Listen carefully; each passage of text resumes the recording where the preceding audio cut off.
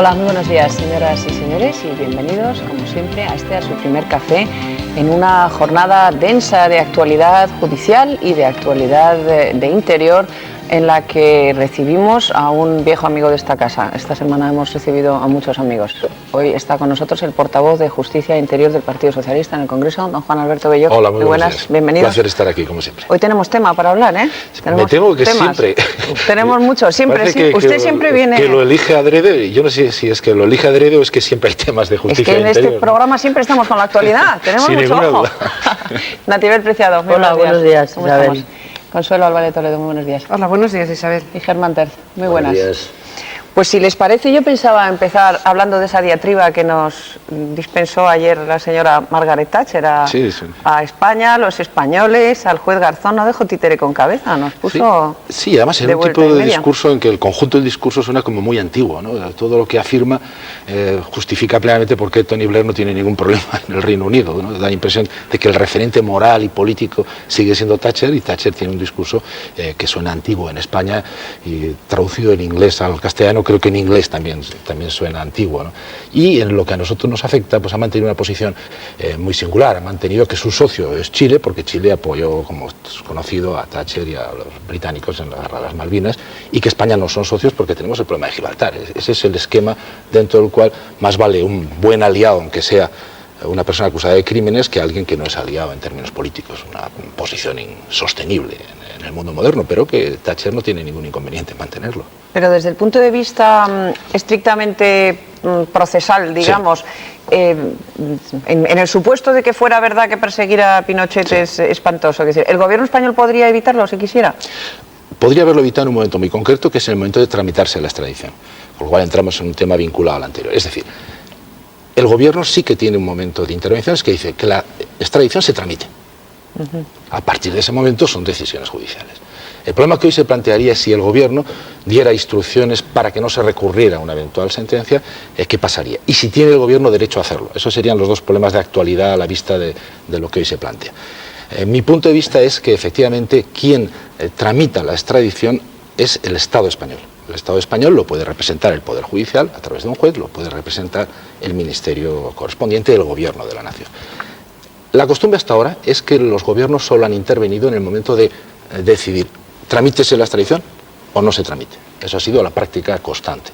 Nunca hasta ahora ha intervenido en que se recurra o que se deje de recurrir una determinada decisión. Ese segundo aspecto hasta ahora ha sido reservado a los jueces. Nada impide, sin embargo, que se cambiara esa posibilidad. Por lo tanto, sí que hay un momento determinado en que el Gobierno de la Nación podría decidir, confórmese, señor fiscal, con la decisión. Porque otro matiz, es un poco técnico, pero es que me parece imprescindible para tratar de fijar el tema. Otro matiz, se dice, no, es que un fiscal debe actuar conforme al principio de legalidad y no puede recibir instrucciones, se ha dicho, lo ha dicho Fungueriño concretamente. No puede actuar conforme a instrucciones que reciba de fuera, sino que tendrá que hacer lo que legalmente proceda. Sería verdad si se tratara de un fiscal, pero Fungueriño quizá desconoce que en ese caso el fiscal no actúa como fiscal, sino que actúa como abogado. Expresamente la legislación británica dice que el fiscal hace las funciones de abogado del Estado que solicita la extradición, es decir, actúa de abogado del Estado español. De ahí que las instrucciones del cliente sí que operen, mientras que si tratara de una actuación como fiscal, es claro que tendría que hacer lo que procediera en derecho. Por lo tanto, es claro, uno, el Estado podría intervenir y decir, confórmese con una decisión, por ejemplo, que denegara la extradición. Y el abogado, aunque sea fiscal, debería cumplir las instrucciones de su cliente. Hoy por hoy lo que hay es una cierta confusión porque no se sabe muy bien si es cierto o no, que hubo conversaciones y qué contenido tuvieron las conversaciones entre determinados diplomáticos y el Ministerio Fiscal británico, ¿no? El gobierno lo ha negado, ¿no? El gobierno ayer a través de dice que ha habido conversaciones. Aquí estuvo el vicepresidente Rodrigo Rato y dijo que no había tal cosa. Pero que sin embargo hay una carta al fiscal en que dice que sí. La verdad es que es una situación que lo razonable es que se aclare rápido y ya está. Es decir, no creo que valga la pena estar dando vueltas a un problema tan evidente que se resuelve con una comunicación clara del gobierno diciendo lo que decida la autoridad judicial, en este caso el juez Garzón, es lo que corresponde. Lo puede aclarar y acabar con la polémica. Señor Belloc, yo tengo una curiosidad de su opinión personal, buscando su opinión personal. Sobre este mismo tema. Sobre este mismo tema, sí, el tema de Pinochet, porque hay dos posiciones confrontadas, simplificando. Una sería la de su ex amigo, Baltasar Garzón. Garzón nunca ha sido amigo. Creía sí, que hombre, hubo algún tiempo, me parece, que se llevaban... No, nunca. Bueno, aparte de tener su rivalidad por quién era ministro de Interior. Nunca. Le aseguro. Bueno, pero aquella conversación... Cometí el error de considerarlo amigo, nunca. No, por lo menos eran rivales para ver quién era ministro, porque usted le dijo, yo es mi era tiempo, ministro, Baltasar. Y él era aspirante, no, yo bueno, era bien. ministro. O sea... ¿Con quién coincide más o de quién se siente usted más próximo? Si, ya no digo que sea ex amigo, pero bueno, sí por lo menos compañero de carrera y de partido durante algún tiempo. Baltasar Garzón o con Felipe González, que sí que es amigo, ¿eh? Sin duda, mucha honra. Que dice que Pinochet debe ser juzgado en Chile. Su opinión, la suya, del señor Belloc. Pese a que lo sostenga Garzón, coincido con que debe ser extraditado. Pese a que, porque las buenas causas no siempre las lleva la persona más adecuada, pero yo creo que más que atender a las personas hay que atender a los objetivos. Y yo creo que en términos globales es preferible que se produzca la extradición. ¿Por qué? Porque es un aviso generalizado al conjunto de dictadores de este mundo diciéndoles cuidado, que sus actos pueden ya no ser impunes, es introducir el principio de jurisdicción universal, que yo creo que es un avance en términos culturales. La opinión de Felipe González, en mi opinión, a su vez, se basa en contemplar solo los intereses inmediatos españoles. Es verdad que desde la lógica concreta de los intereses de España la cosa es mucho más discutible, porque es cierto que desde esa lógica concreta se perjudica nuestro papel en Latinoamérica, se va a perjudicar la cumbre de Cuba, va a haber problemas con Chile, va a haber problemas con Argentina. Eso es cierto, puede afectar a sectores empresariales. Es decir, que tomar esa decisión siendo presidente del gobierno de tramítese o no la extradición es una decisión objetivamente difícil, porque desde la lógica de los derechos humanos y desde la lógica del progreso de la historia, aunque parezca muy pedante la expresión, sin embargo, creo que es la correcta en este caso, es procedente que se produzca la extradición. Desde la óptica inmediata de los intereses concretos de España es donde es discutible. Pero usted cree, señor Belloc, que la justicia chilena, que supongo que usted conocerá algo, está en condiciones de juzgar a Pinochet? Yo creo que no. ¿Que no? Sinceramente creo que no. ¿Conoce usted el último incidente que ha habido con una periodista chilena y un libro que se llama El libro negro de la justicia, que se ha exiliado en Estados Unidos y le han dado el estatuto de refugiada política? O sea que las cosas no deben de andar muy bien en Chile, ¿no? Es evidente que hoy por hoy, desgraciadamente, la justicia chilena no podría afrontar con garantías ese juicio. Yo creo que ni siquiera se iniciaría. Porque si existe el nivel de presión que existe, tratándose de una actuación de terceros países, y existe un nivel de presión tan alto sobre el conjunto de autoridades chilenas hasta el punto de estar haciendo actuaciones más que discutibles en cuanto a planteamiento político y diplomático, esa presión hacia afuera es irresistible, hacia los propios jueces que están dentro del país, yo creo que no habría manera de dejar de sucumbir a la presión. ¿Por qué? Porque están los militares detrás, que hay que decirlo con claridad. Está el ejército detrás, el ejército es el que está explicando que no lo acepta. Si lo tiene difícil Inglaterra, Reino Unido, perdón, y España para poder actuar conforme a derecho, ¿cómo no lo va a tener el sistema judicial interno del país? Que estaría sometido a presiones directas de los militares diciendo que eso depende de la ruptura, de la quiebra del proceso de transición. Es una situación muy complicada, además de razones puramente legales. También, encima, la posición del Poder Judicial chileno presionado se vería condicionado directamente porque la propia situación legal facilita. Por lo tanto, o sea que quienes dicen que se le juzga en Chile es un poco para quitarse el muerto de encima, con perdón, y sí que se interpreten mis palabras en sentido literal. Sí, estos temas son difíciles y mantener actitudes de 100% no es serio siquiera. Es lógico tener dudas y dejar un margen gris, pero con toda esa prudencia, sinceramente, creo que no es la buena solución, que en Chile no se podría juzgar. Tampoco es la buena solución que se juzgue en España. Todos sabemos que aprovechemos esto para poner en marcha efectivamente un Tribunal Penal Internacional que juzgue estos casos, porque es verdad que también los problemas que sufre este país por culpa de este dictador pues son también bastante intolerables, que nuestros empresarios, que nuestros diplomáticos, que la propia posición del país esté pendiente de semejante personaje. Lo sensato es que una jurisdicción universal tuviera un tribunal universal. Bueno, todo eso es así y por lo tanto las opiniones en este caso deben hacerse con mucha cautela, pero creo que siempre en la lucha entre principios y pragmatismo deben ganar los principios. Y respecto al argumento, porque se habla mucho también de que viendo la transición que hicimos nosotros en realidad podría interpretarse como una injusticia. Nosotros que no tuvimos en su momento ni la intención ni la voluntad de hacernos cargo de nuestro pasado, y lo cubrimos y lo tapamos. Ahora estamos más o menos levantando el pasado en otros países y dificultando transiciones, porque dice que también el caso Pinochet puede disuadir a mucho otro dictador de dejar el cargo. Porque sí, yo creo que además es una observación correcta. De hecho, hay más beligerancia contra España que contra el Reino Unido, entiéndanos. Sin duda. Que hay muchas razones, también históricas, ¿no? En fin, el pasado colonial, si se quiere, y una cierta sensación de alejarse de toda actitud paternalista por parte de España.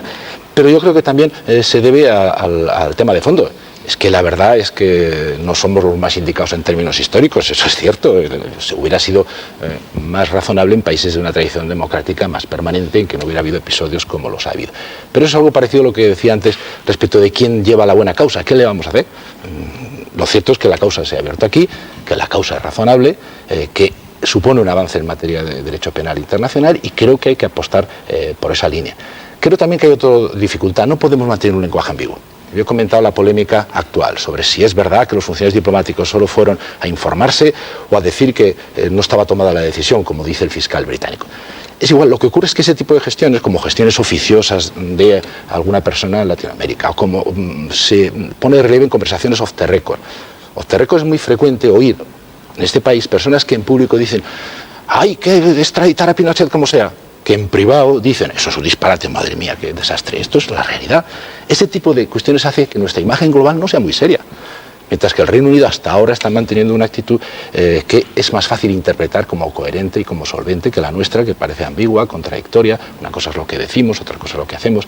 Eso también influye, ¿no? Hombre, posiblemente ellos también tengan una relación con este asunto menos apasionada, ¿no? Más distante. Sí. Las relaciones entre España y Chile, o entre el pueblo español y el pueblo chileno, no son las mismas que las de los ingleses, ¿no? Hay menos problemas, evidentemente. Hay menos intimidad y, por lo tanto, menos problemas. Yo le quería preguntar dos cosas. Bueno, primero recordar a nuestros telespectadores que tienen un número de teléfono y una dirección de correo electrónico a la que nos pueden dirigir sus preguntas para nuestro invitado, para don Juan Alberto Belloch. Y le quería preguntar dos cosas. Una, ¿usted cree que en este caso su no amigo, el juez Garzón, está actuando movido exclusivamente por el afán de justicia?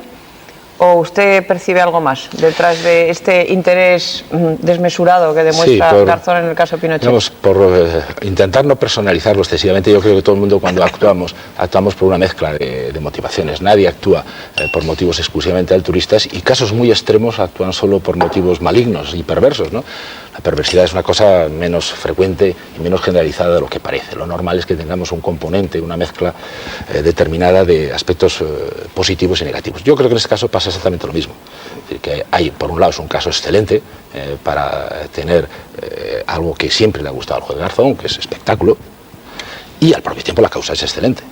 Por lo tanto, la proporción lo sabría su confesor, caso que se confesará, o lo sabrán sus íntimos. Yo no lo soy y no sé qué proporción hay de la búsqueda del espectáculo y qué proporción hay de la búsqueda de la justicia. Estoy seguro que hay de las dos cosas. A lo mejor está buscando que le hagan... La beatificación. No, yo creo que él de momento, en este momento de su vida, a lo mejor se conforma con la presidencia del Tribunal Internacional ese, ¿no? Cuando se cree. Todavía va a llegar pero él es joven, oye, caminito, ¿no? Sí, no, y además hay personas que opinan que lo mejor para ascender es estorbar en los sitios en que uno está, y entonces lo van desplazando y en ocasiones lo desplazan hacia arriba, ¿no? O sea, que el principio físico, efectivamente, que a veces funciona en política. ¿Eso no contamina el caso en sí? Es decir, yo creo que a mí eso es un poco, sí que me asusta un tema, ¿no? Porque en más de una ocasión en actuaciones de la Audiencia Nacional en general lo hemos visto, que estábamos de acuerdo en el objetivo, y después cuando un tribunal empieza a diseccionar lo que pasa, pues se encuentran demasiadas cosas que no están bien hechas, demasiados defectos procesales, demasiados... Me preocupa que un caso de esta dimensión nos encontráramos, por ejemplo, con una decisión judicial británica de cualquier otro país, en cualquier fase, diciéndonos que no puede ser porque es que nos hemos equivocado. Pues porque en este caso se equivoca el Estado español, ¿no? En boca o en escrito de un juez. Yo confío que en este caso lo haya tramitado bien y que no pase como ha pasado en otros asuntos conocidos, en el que, aunque la causa fuera muy justa, eso no es una maldad, eso es un hecho objetivo. Desgraciadamente ha habido muchas sentencias procedentes de la propia Audiencia Nacional o del Tribunal Supremo en que ha habido errores en la instrucción graves, ¿no? Lo que veo es que su opinión sobre Garzón no ha cambiado en absoluto a pesar del caso Pinochet, porque hay otros que han cambiado de opinión, pero usted veo que sigue manteniendo la misma idea. Sí, a mí me gusta decir la verdad, que es uno de mis graves defectos para dedicarme a la actividad política, pero procuro decirla siempre, ¿no? Salvo casos de extrema necesidad. Otra cosa que... En política de esos también hay unos cuantos, sí, conozca. Y no nos va bien a ninguno, particularmente. La otra cosa que yo le quería preguntar en relación con este asunto, ¿usted no tiene la sensación de que el Partido Socialista le ha dejado al gobierno un poco solo en este asunto? Quiere decir que hay cosas con las que es complicado hacer oposición y este era uno de esos ejemplos en los que a lo mejor el Partido Socialista podía haberse alineado un poco más. Pues es posible, no digo que no. Lo que ocurre es que la actitud del gobierno es buscar el apoyo del PSOE solo cuando está en estado de coma o con problemas gravísimos. Es decir, cuando tú quieres buscar la solidaridad de la oposición, del partido líder de la oposición, para temas de Estado, tienes que brindarla en el conjunto de los temas, no solamente cuando está al borde de un problema o de una dificultad. Tratar de transferir el problema cuando ya está creado, pues en fin, es comprensible, pero no se puede esperar desde esa actitud una particular comprensión de la oposición. De hecho, la decisión de extradición es una decisión muy complicada. En ese momento se pudo haber buscado un consenso en la búsqueda de esa decisión, que lo hubiéramos dado, los socialistas hubiéramos apoyado la decisión del gobierno. Entonces no se buscó. Se ha pretendido buscar después, cuando las cosas se han ido complicando, cuando se han empezado a ver las consecuencias de esa decisión política inicial. Yo pienso que es fundamental lograr políticas de Estado, pero para eso hace falta que también el gobierno comprenda que las debe buscar siempre, no solo cuando tiene un apuro, las debe buscar siempre en temas como política exterior, defensa, justicia. Hombre, lo que pasa, señor Bello, que es que ahora estamos ya prácticamente en campaña electoral. Lo malo de terminar la legislatura.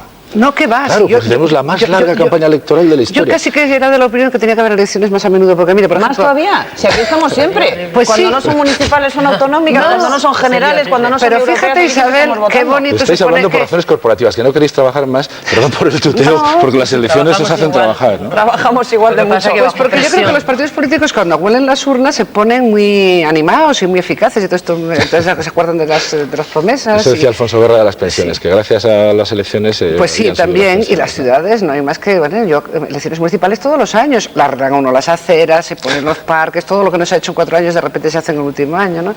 Pero es verdad, a lo que iba, que usted decía, es que el gobierno pide ayuda cuando ya es tarde y tal, pero es que en este caso yo creo que las relaciones ahora entre el Partido Socialista y el gobierno y el Partido Popular son malísimas, y entonces ahora ya yo creo que no cabría buscar mucho entendimiento. Prácticamente fuera de antiterrorismo, en lo demás no existe un clima de cooperación. Pero le iba a preguntar, como es portavoz de Interior y de Justicia, sí. Bueno, en este caso, por la parte que a usted le corresponde, a pesar de que estemos en pre-campaña electoral, ¿usted mantiene una buena relación con el gobierno? ¿Está usted informado de las negociaciones, por ejemplo, para la paz con ETA? ¿Le llama usted el ministro Mayor Oreja y le cuenta y se toman un café y churros y esas cosas? Sí, hacemos todo lo que hay que hacer en estos casos, sí, incluido el café. Buena relación, ¿no? Sí, muy buena relación. Hombre, evidentemente. Con Garzón no tenía. No, cuéntenos de verdad. O sea, la verdad es si que, nos puede contar un poquito de sus charlas. Por descontado. Sin duda, con el Ministerio del Interior y en concreto en antiterrorismo mantenemos discrepancias en otras áreas del Ministerio del Interior, que como sabe usted pues es muy amplio y tiene otras competencias en las que podemos estar más o menos de acuerdo y en ocasiones hacemos una oposición clara. Sin embargo, en lo que es antiterrorismo, fin de violencia, es el único punto que se mantiene de relación absolutamente coherente entre el gobierno y la oposición. Afortunadamente no hemos roto esa barrera a nadie, ni el gobierno ni nosotros, ¿no? Ahí sí, y además mi relación personal con Jaime es anecdótico, pero la verdad es que es muy buena, lo considero un amigo desde hace muchos años y eso ayuda un poco, en política, aunque se diga que no, ayuda un poco el que las relaciones personales no estén deterioradas. Supongo que en un tema como antiterrorismo, aunque no fuera así, el sentido de la responsabilidad se impondría sobre cualquier otro. Pero en otro tipo de cosas menos blanco o negro, más grises, el mantener una civilizada relación entre quienes desempeñan funciones políticas desde el gobierno o desde el principal partido de la oposición es una de las características de los países cultos y civilizados.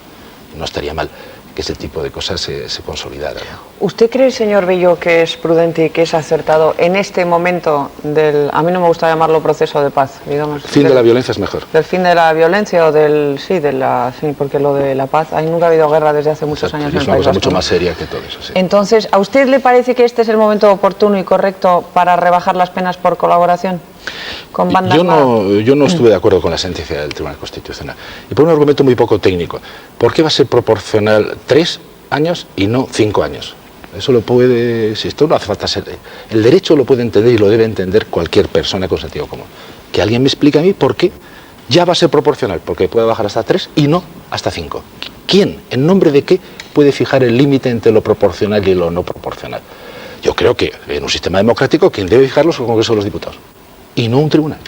Pero es que eso ha sentado doctrina. Hombre, ¿qué remedio? Ahora se van a rebajar todas las penas a raíz de esa sentencia. Espero que no haya disparates en cadena sobre esa materia, ¿no? Espero, porque el tema de la proporcionalidad, para todos los demás casos, tiene esta misma cuestión. A mí me parece un tema demasiado delicado y sobre todo muy arbitrario. Fijar, no, yo fijo la frontera aquí o la fijo allá, ¿no?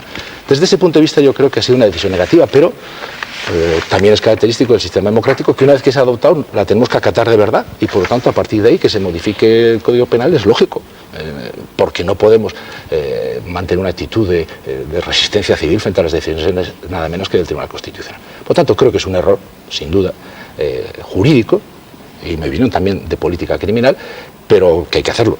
Y me parece razonable que el Gobierno lo intente hacerlo incluso de manera diligente, si se puede, hasta antes de las elecciones generales. Pero desde el punto de vista político, ¿no tienen la sensación de que a lo mejor estamos anticipando acontecimientos, concretamente en el terreno judicial? Es decir, de que uno tiene la sensación, visto desde fuera, sí, que el mundo de la justicia, los jueces, el Constitucional, la audiencia, están quemando etapas, ¿no? Están dando por hecho que esto se ha terminado, sí, que ya vamos a ser todos buenos, que ya no va a haber más muertos, que hemos vencido al terrorismo y que en consecuencia a brazos abiertos. Y no sé, a lo mejor los que tenemos más años o más conocimiento directo del asunto nos cuesta más querérnoslo, ¿no? Sí, no, yo desde luego también soy de los optimistas relativos, o de los escépticos esperanzados, me da igual, ¿no? Pero no hay que mantener una actitud de pensar que esto se ha acabado, no es cierto. Tampoco tiene lógica mantener una actitud pesimista de decir aquí no ha ocurrido nada, porque claro que han ocurrido cosas.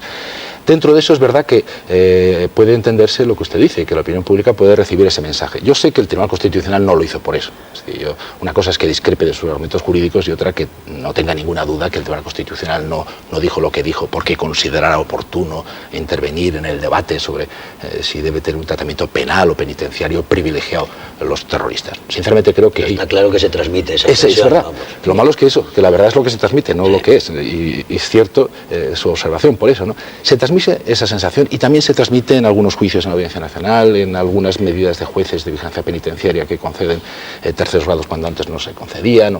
Es verdad, ese clima se transmite.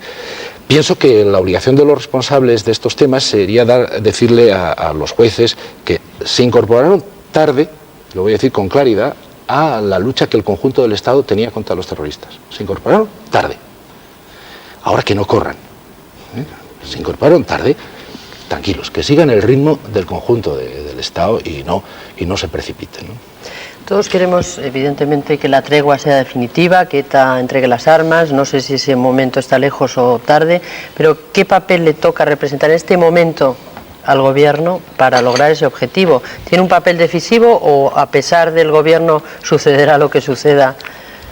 Ha habido unas declaraciones recientes de Eguíbar muy preocupantes, sí, confusas, como acostumbran, pero preocupantes, porque lo cierto es que Eguíbar en su momento anticipó, como recordarán todos ustedes, anticipó la tregua, dado que tiene una información privilegiada y directa de ETA.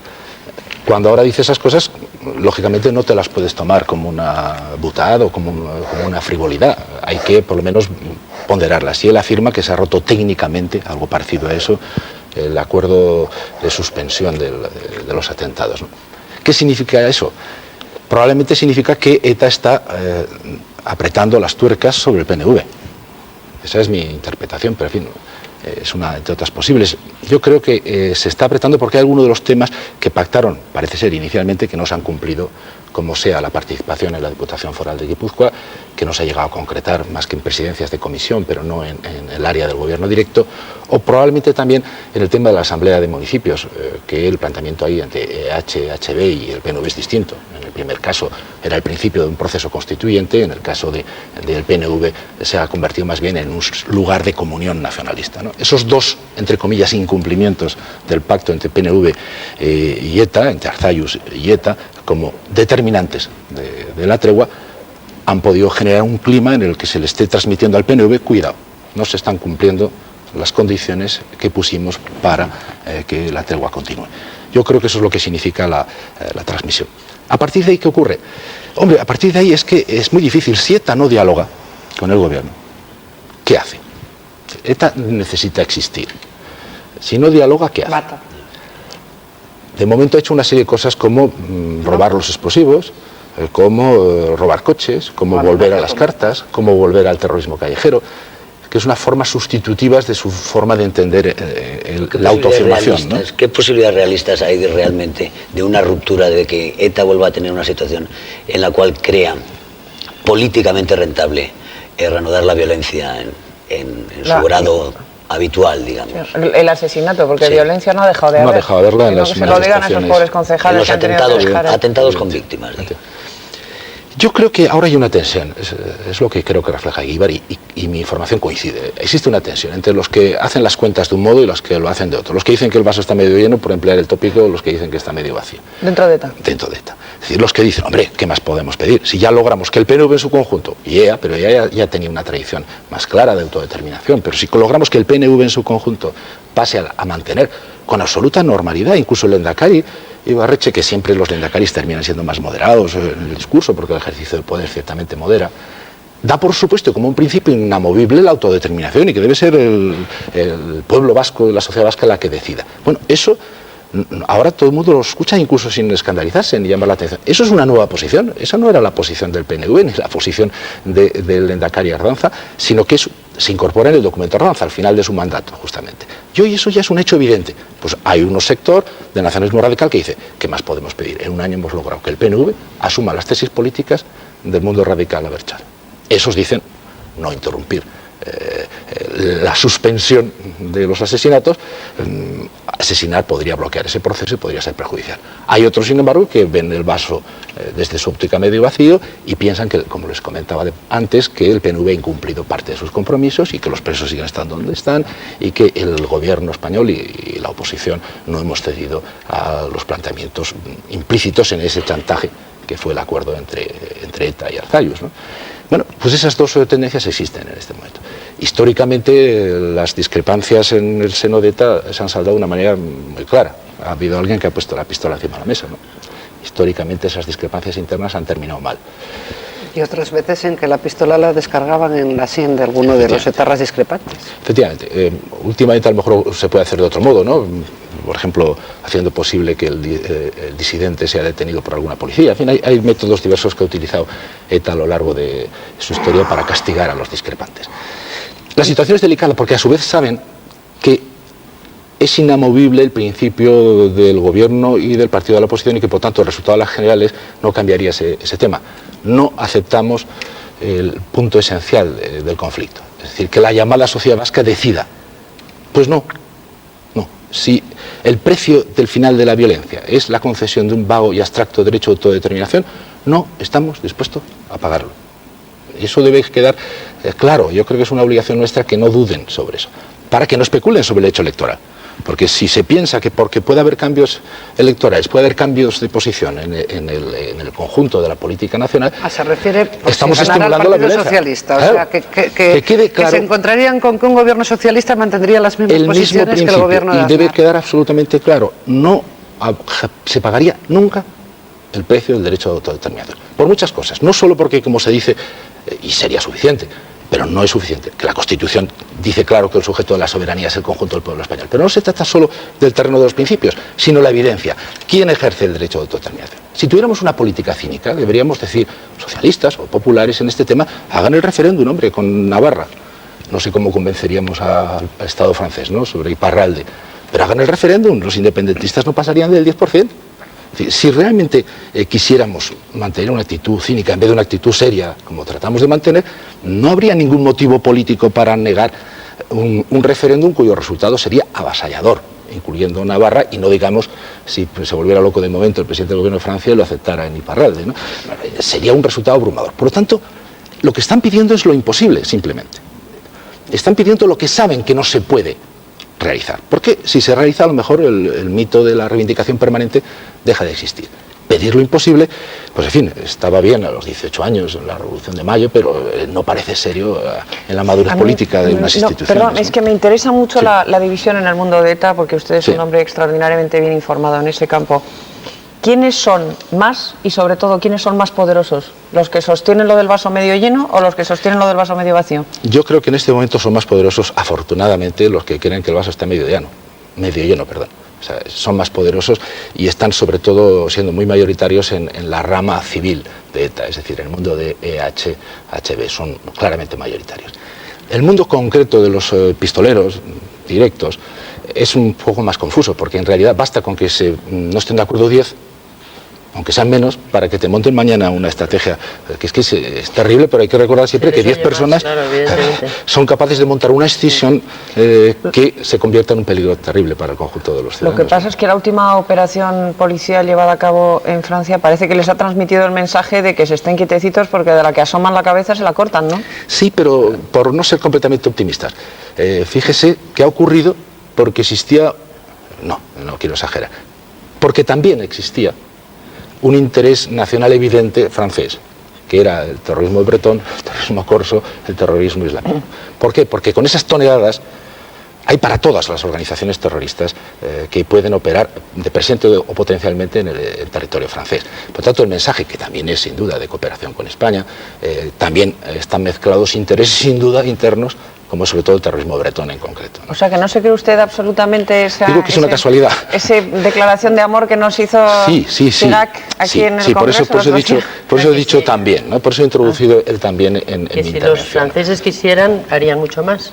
Decir, sin ninguna duda. Y hablando de las dos tendencias de ETA, ¿también hay dos tendencias en el PNV o eso son ganas de alentar la crisis? Yo creo que sí, yo creo que sí, y además diría afortunadamente, sí. El que Arzallus dedique su discurso más importante del año, en el acto patriótico, a decir que no hay división en este oficio de previas la política, declaraciones de Ardanza, además, y muchas otras, y declaraciones de Ardanza, demuestra que ese es el problema principal. Y digo que afortunadamente, porque es que no puede, ya habéis visto, o ya han visto la ponencia de enero del 2000 sobre el Congreso, la Asamblea General, la tercera Asamblea General del PNV. Allí se consagran a nivel doctrinal todos los principios que han marcado el último año de la evolución del PNV, principios que son completamente contrarios a la total historia del PNV, que nunca dio por supuesto que el nacionalismo tuviera como significado único posible la independencia.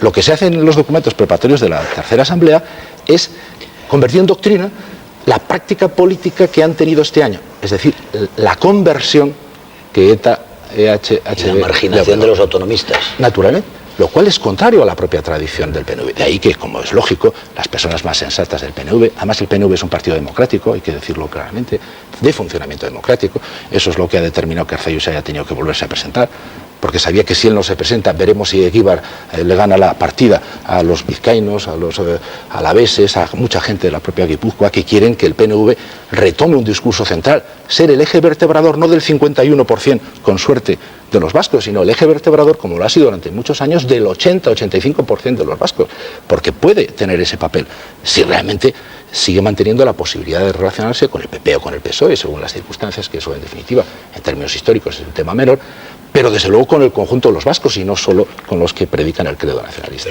Luego sí, afortunadamente hay mucha gente en el PNV que no ve clara esta evolución.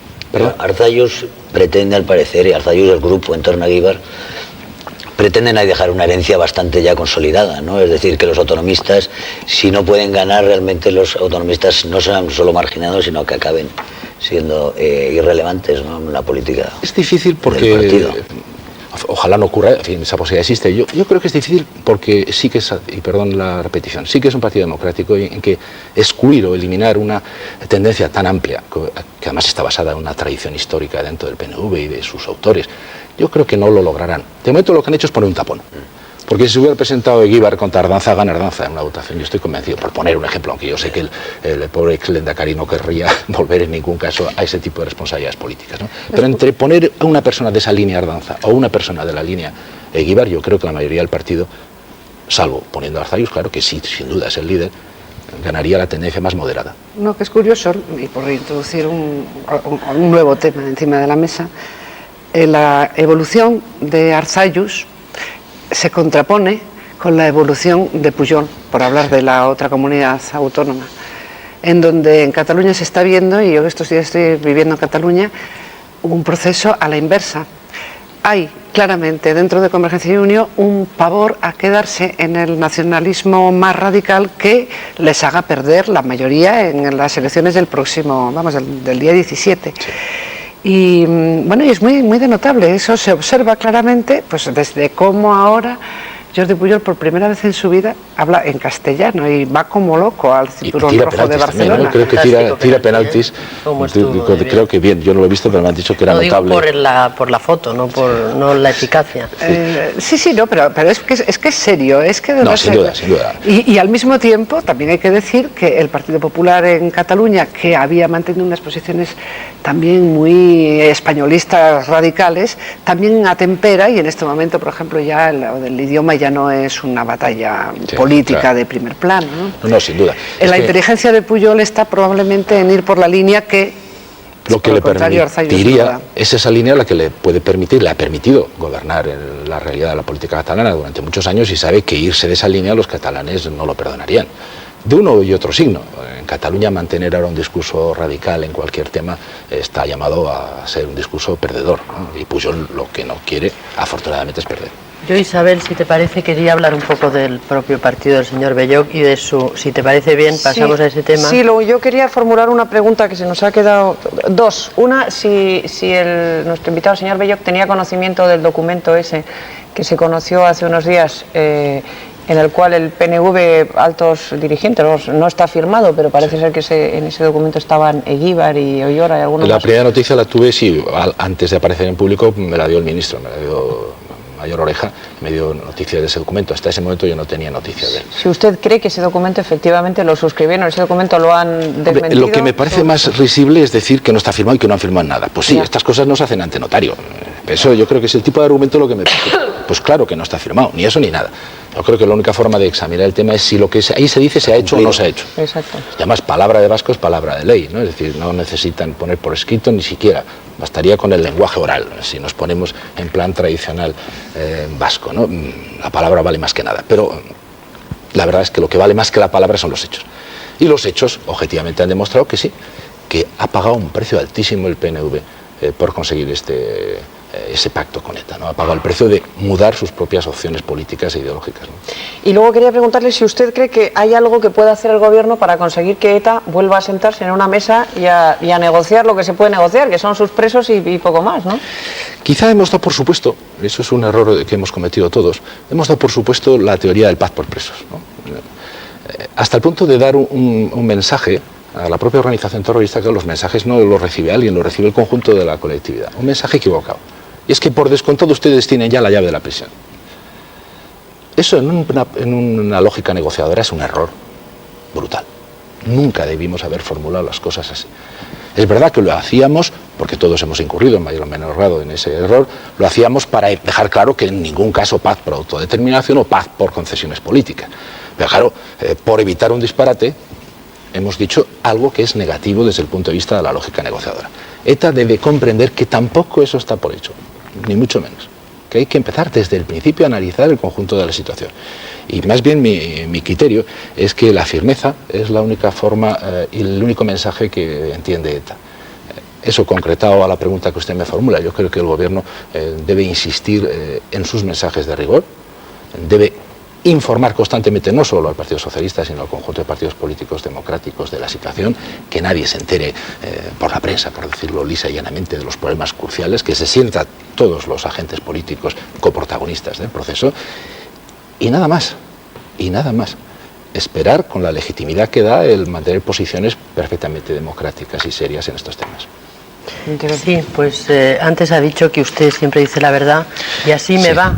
Yo quiero saber cómo va su carrera política dentro del partido y aprovechando ya que dice siempre la verdad, ¿qué esperanzas tienen de ganar en Cataluña y de ganar en las generales, tal y como está en este momento su partido? Pues mire, empezando por esa, bueno, la aclaración no tiene mayor interés, pero es evidente cuando digo que así me va, es que mis compañeros, que son más profesionales en la política, siempre me dicen que qué bien hubieras estado callado tal día. Y no, después, un mes después, a lo mejor me dan la razón, pero el día que lo digo, por lo visto, lo digo un poco a destiempo. Muchas broncas, ¿no? Sí, amigables, pero sí que recibo más de una observación en ese sentido, y seguro que tienen razón ellos. En cuanto a lo que me pregunta, yo creo que en Cataluña, en votos, podemos ganar. Lo veo más complicado, y se lo decía fuera de antena, lo veo más complicado el número de diputados, dadas las circunscripciones electorales que funcionan en Cataluña. Yo creo que en votos, sí, en diputados lo veo muy difícil. Y en generales, también le voy a decir mi verdad, hasta lo de Valencia estaba convencido que ganábamos. Así de simple. Después del Congreso de Valencia tengo más dudas. Sí, porque no sé, no lo sé. No sé qué consecuencias. No será porque está ahí otro amigo suyo que es Tony Asunción. No. Es que lo suyo es un poco así. No sé. De Valencia fue muy fuerte. Yo creo que sí. Yo creo que las consecuencias electorales de Valencia no las hemos medido, que yo sepa. No sé si hay un informe serio o una encuesta, pero mi impresión es que efectivamente ha sido vivido como el único tropiezo serio que hemos tenido los socialistas en mucho tiempo. Y es que estando en la posición es más grave. Es mejor no equivocarse que acertar, ¿no? Y eso fue una equivocación sin ninguna duda. ¿Quién se equivocó y cómo? Todos. ¿Quién se equivocó y cómo? Todos los responsables y del secretario de organización. Es uno de los responsables, sin ninguna duda, en mi opinión, pero también lo fueron los que dimitieron y los que fueron empujados a dimitir, y Tony Asunción, que dimitió sin que fuera empujado, porque se anticipó por lo menos 24 horas. Yo creo que sin duda alguna los responsables políticos tienen que responder de los errores. Y los que tienen más nivel en la dirección del partido, y en este caso eran estas 4 personas, son los directos responsables políticos de lo ocurrido, que creo que es un verdadero desastre para el socialismo valenciano y, por lo tanto, para el conjunto del socialismo español. Ahora hay que intentar recuperar la situación, pero no se recupera ocultando la evidencia. Y la evidencia es que son responsables todos ellos. El lunes pasado estuvo aquí el presidente extremeño, Juan Carlos Rodríguez Ibarra, y dijo... Amigo mío, en este caso. Amigo, sí. Y nuestro, de este café es amigo. Sí. Y dijo respecto de Valencia que a su juicio el mayor error que se había cometido con la crisis valenciana era nacionalizarla, que si se hubiera quedado reducida al ámbito valenciano hubiera sido mucho más asumible que al ir allí el secretario de organización, el señor Ciscara, a enmendar la plana a los militantes locales, había nacionalizado un conflicto regional y lo había agravado. ¿Usted está de acuerdo con ese diagnóstico? Bueno, de esas cosas internas del partido sabe mucho más Juan Carlos que yo, o sea que probablemente el que tiene razón es él. Yo creo que ahí está el problema de la incompatibilidad, ¿no? Es muy lógico que un secretario federal de organización compita también por tener poder territorial en una determinada comunidad autónoma. Eso genera situaciones objetivas de incompatibilidad y me imagino que Juan Carlos aludía a ese aspecto del problema, a que no se puede tener responsabilidades generales y al mismo tiempo responsabilidades particulares de carácter orgánico. El que es de la dirección federal del partido, lo lógico es que no pretenda ser también de una dirección regional, ¿no? Que puede generar alguna dificultad. ¿Y por qué dimitieron todos si no dimite el responsable, que es Ciscar? Bueno, la versión que yo tengo es la que no, pero la real, no tengo otra. ¿Usted no la conoce? La de verdad. Yo creo que está muy relacionado con que el secretario federal de organización tiene responsabilidades en el conjunto de lo que es el proceso electoral.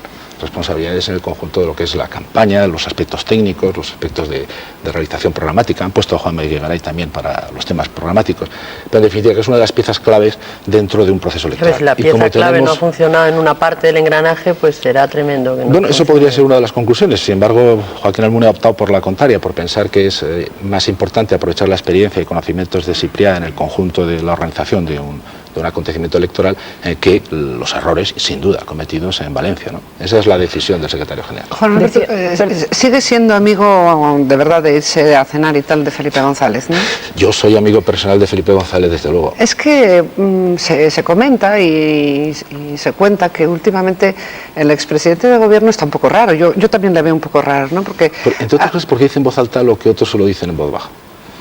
¿A qué se refiere? O sea, que se refiere a la por ejemplo, no, y a de Gil, por ejemplo. Es decir, que es una persona que considera que no tiene responsabilidades orgánicas y que por tanto puede decir lo que él entiende que es verdad, o sea, él, sin tener que perjudicar a un partido que tiene otros responsables orgánicos. O sea, que dice lo que piensa, o sea, que en voz alta.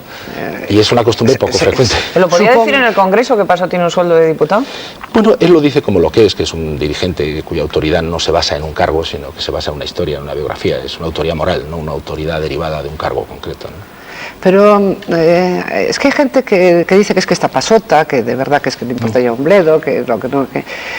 Yo, la verdad es que yo sigo pensando que Felipe González puede volver a presentarse, ¿no? Puede volver a ser candidato. ¿Usted cómo lo ve? Porque como va de copas con él, o de cenas de copas y tal... No exactamente de copas. Bueno, de copas talluditas, como son las copas de la gente que tiene un poquito... Cafés más que copas. De cafés con leche. No, pero estoy convencida de que Felipe González sigue tomando algún buen coño después de cenar, porque... Bueno, yo he compartido con él cenas donde se daba una buena cuenta de... Y también su presencia en la campaña. De un buen coño francés. Por contestar a lo que concretamente me pregunta. Yo creo que si él tuviera en su horizonte volverse a presentar... no diría en voz alta tantas veces lo que todo el mundo dice en voz baja.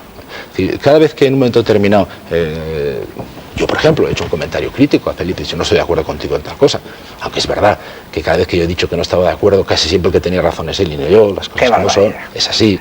Pero yo, sin embargo, cuando no estoy de acuerdo con Felipe González, se lo he dicho.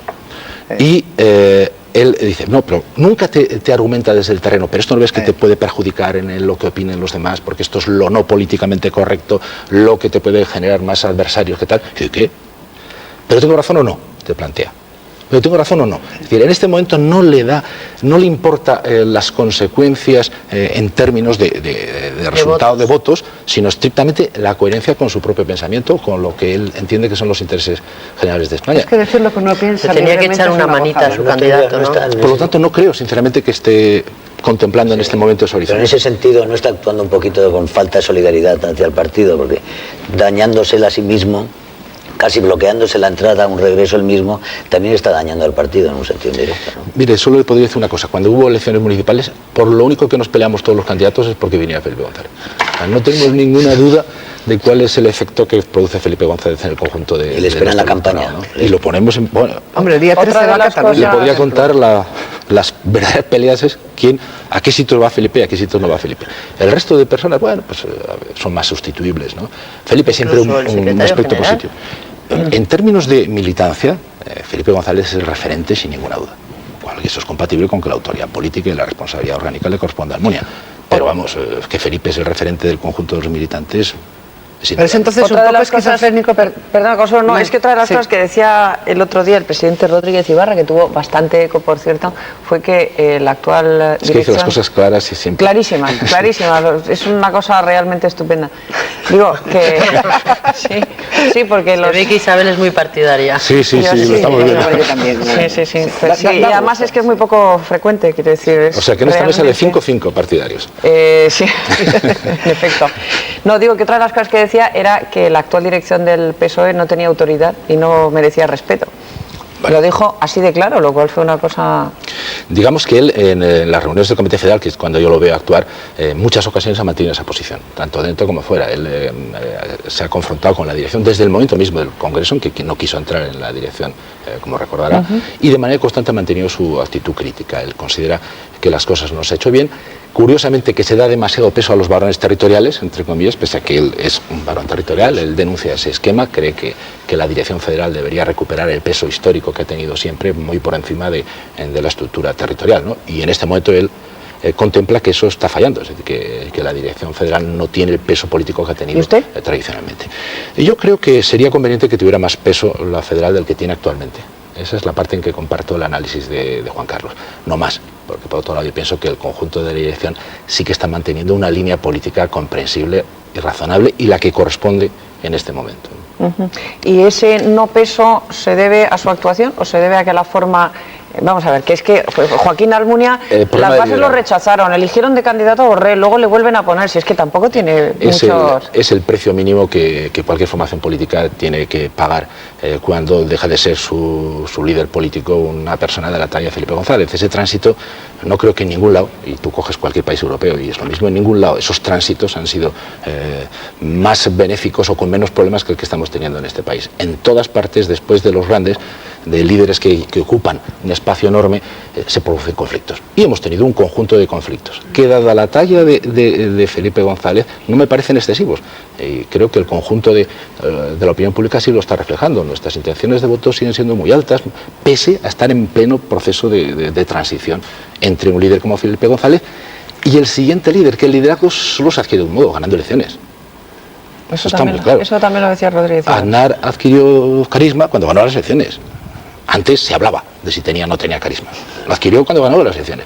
Joaquín Almunia tendrá su plena revalidación en la medida que gane elecciones. Eso es lo que pasó a Felipe González. Felipe González fue adquiriendo autoridad moral. Pues nos tenemos que ir. Pese a Valencia, yo sigo teniendo un cierto grado de optimismo. Yo tampoco tengo ninguna autoridad en esta mesa, no me hace ni caso nunca.